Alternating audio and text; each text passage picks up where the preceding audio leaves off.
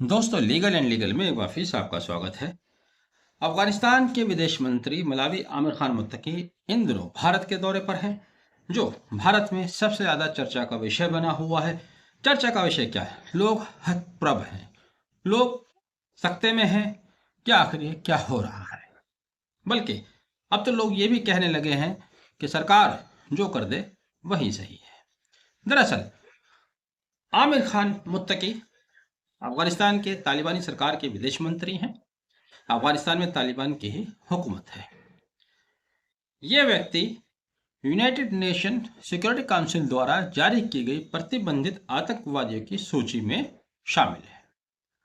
इसी वजह से इनको पहले सितंबर में भारत आना था, लेकिन यूनाइटेड नेशन सिक्योरिटी काउंसिल ने इनको भारत आने की यात्रा करने की अनुमति नहीं दी थी। अब ये विदेश अनुमति लेकर दिल्ली के बुलावे पर आज भारत में हैं।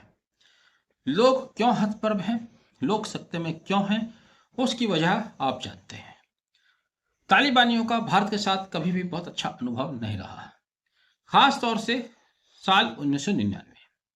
24 दिसंबर 1999 को एयर इंडिया की फ्लाइट नंबर 814, जो कि पाकिस्तानी आतंकवादियों द्वारा हाईजैक कर ली गई थी, वो उस फ्लाइट को दुबई और इधर उधर डाइवर्ट करते हुए कंधार ले जाकर लैंड कराया, जिसमें 179 भारतीय यात्री थे, कुछ क्रू मेंबर थे। उन्होंने भारत सरकार के सामने डिमांड रखी $200 मिलियन नकदी की और भारतीय जेलों में बंद खूंखार आतंकवादियों की रिहाई की।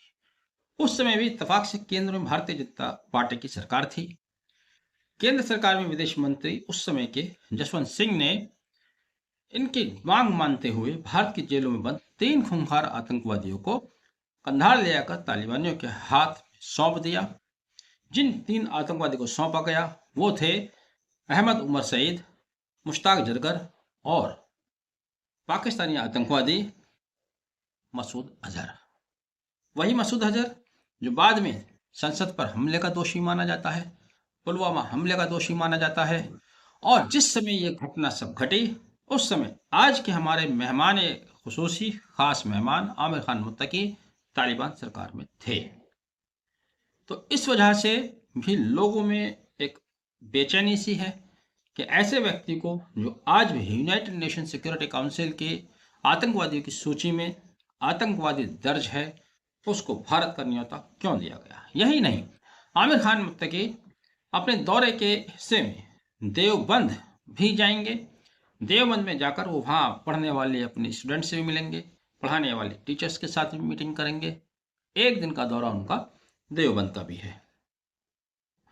हरकतुल मुजाहिदीन के उस समय 1999 की जो मैं बात कर रहा था, सज्जाद अफगानी वो पाकिस्तानी आतंकवादी था, जो कि आतंकी कमांडर बताया जाता था हरकतुल मुजाहिदीन का। उस व्यक्ति ने विमान हाईजैक कराया था और तालिबान की उसमें पूरी पूरी मदद थी, जो कि कंधार में ले आकर उसको लैंड कराया गया और उन्हीं के थ्रू बातचीत हुई थी। उसी सरकार में आज के हमारे मेहमान शामिल थे। और इत्तेफाक की बात यह भी है, तालिबानियों से बात करने के लिए आज के हमारे राष्ट्रीय सुरक्षा सलाहकार अजित डोभाल वो खुद कंधार गए थे। जिस दल को वहां बातचीत के लिए भेजा गया था, उस दल में अजित डोभाल भी शामिल थे। आज वो भारत के राष्ट्रीय सुरक्षा सलाहकार हैं।